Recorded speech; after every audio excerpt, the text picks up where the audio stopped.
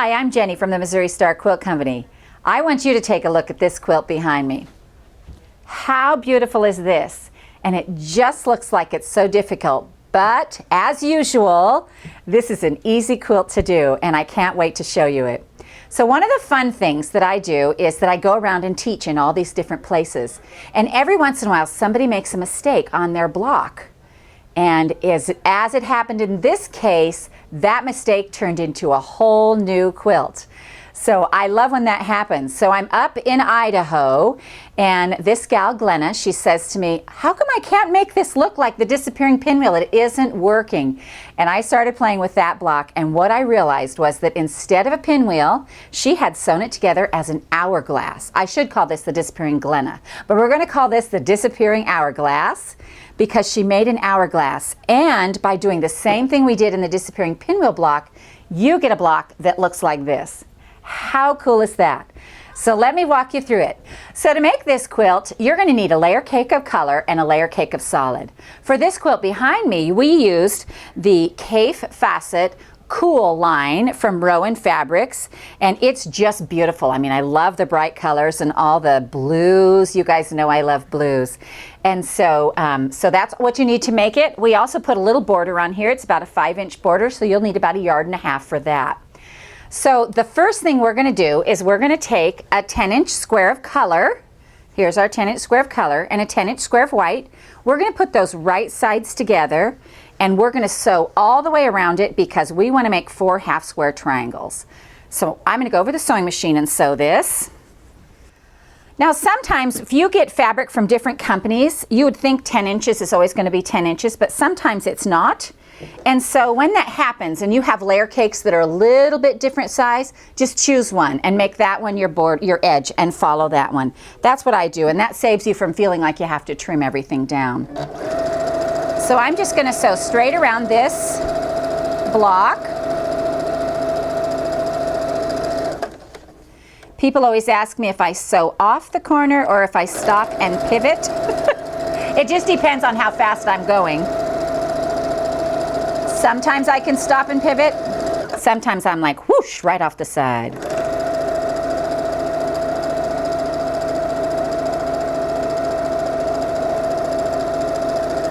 And one more side.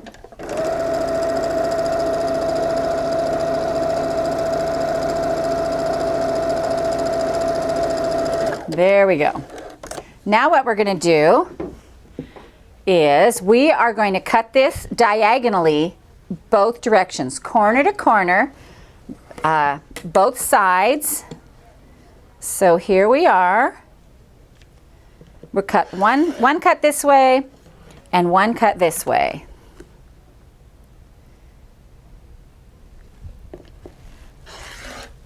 All right. Now what we have to do is we're going to iron these open to make our 4. Oops, I got a little string here. Hang on a second.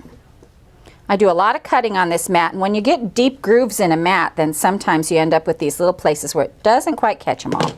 But that's pretty easy to fix. So now what we're going to do is we're just going to iron these open. That'll give us 4 half-square triangles.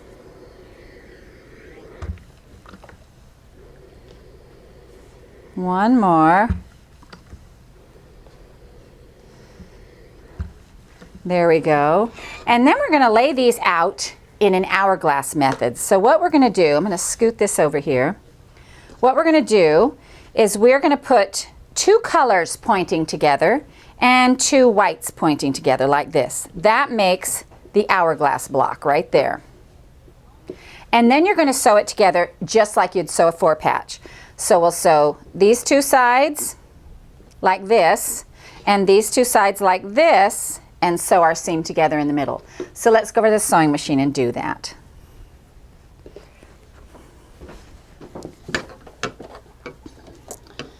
All right, here we go.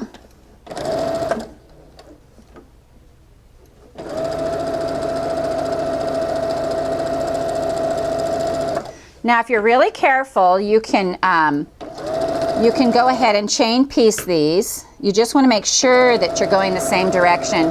It's much easier to check than it is to have to rip out. So I like to stop and check every so often. The other thing I'm going to do right now is I'm going to cut off these little edges that are sticking out. So I'm just going to trim those on both sides here. Let's see, there we go. And you can do that with a scissor or your rotary cutter, either one. It'll just give you less bulk of fabric in there.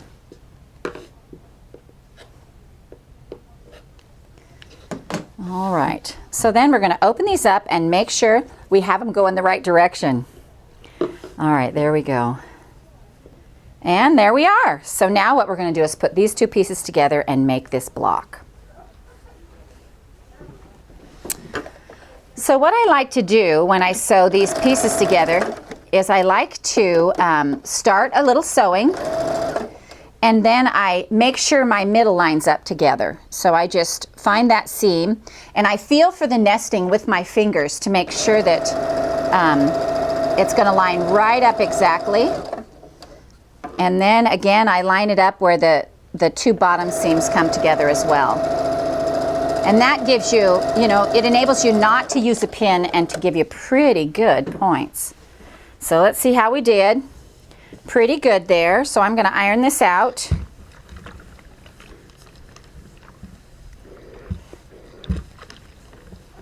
All right, now the exact same thing that we did with the disappearing pinwheel, we're going to do with the disappearing hourglass.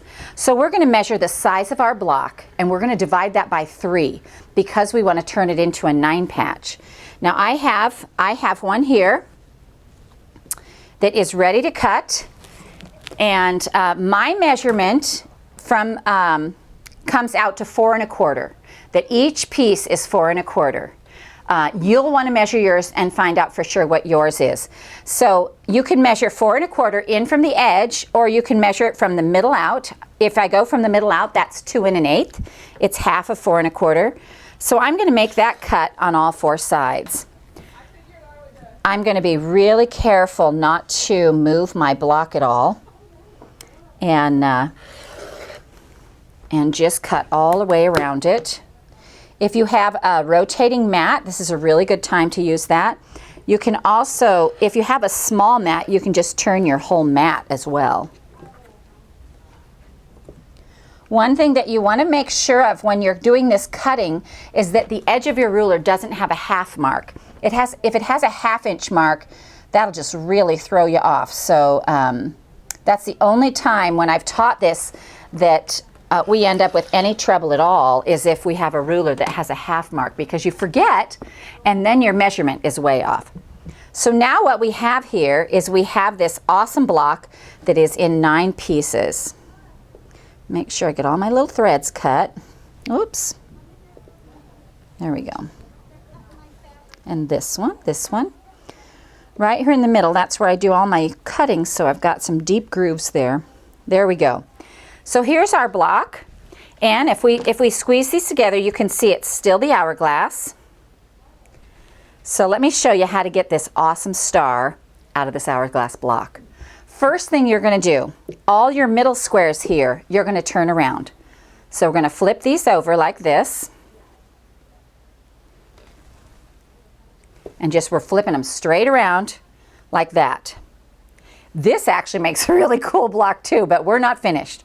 We're going to take our middle square and we're going to rotate it 1 so that it offsets. And then our corner squares, we're going to turn to the outside. Just flip them so the little tiny corner is on the outside corner like this. And look at that star. Look how cool that is. Can you see that? I have one here that's done like this. It looks so cool. So how we're going to sew this together then is just in 3 rows. So let's go ahead and take these 3 rows. I'm going to take these 3 over and just sew those 2 to the middle. This goes together so quick and fun.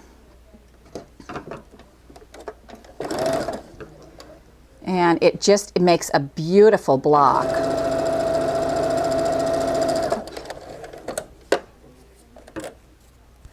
And I like to sew my 2 sides to my middle to make sure that I'm going the right directions. Here we go. There we are. I like to make my start on the top and make sure my edges line up.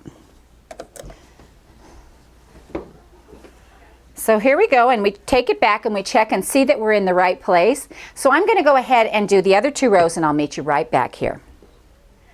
So now I've finished sewing all 3 rows together, and now what I'm going to do is I'm going to press them, and then I'm going to sew the 3 rows together. Just as easy as sewing a 9 patch. I like to press from the top, and then I can flip it over and make sure my seams are going the way I want them to. But now I just have to sew these rows together. So let's go do that.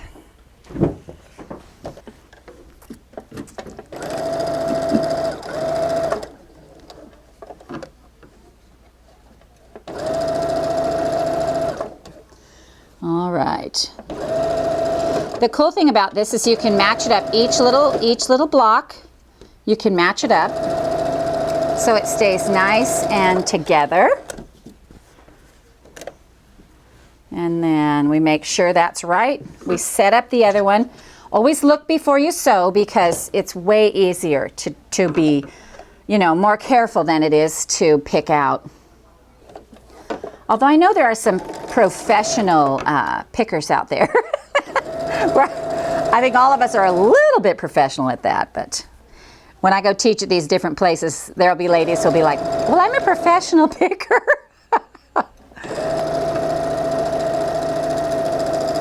All right, we've got our 2 rows on, and now we've got a block.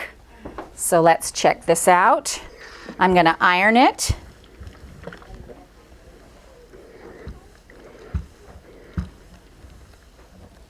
And there we go. Look how cool that is.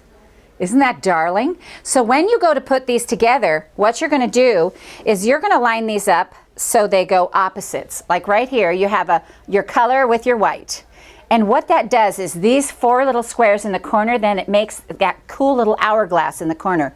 So you have that tiny little block in the corner. You didn't sew any of those little tiny pieces on, but you get that extra little block. Now I wanted to show you, because I love, you know, these darker Civil War colors, I wanted to show you how cute this looks in Civil War fabric as well. So this is one of those patterns that's going to be beautiful with anything that you do. So we hope you enjoyed this tutorial on the disappearing hourglass from the Missouri Star Quilt Company. And it's the cool edition, and so all the cool kids are using it, you know. I'm sorry, Jake. Can I say that?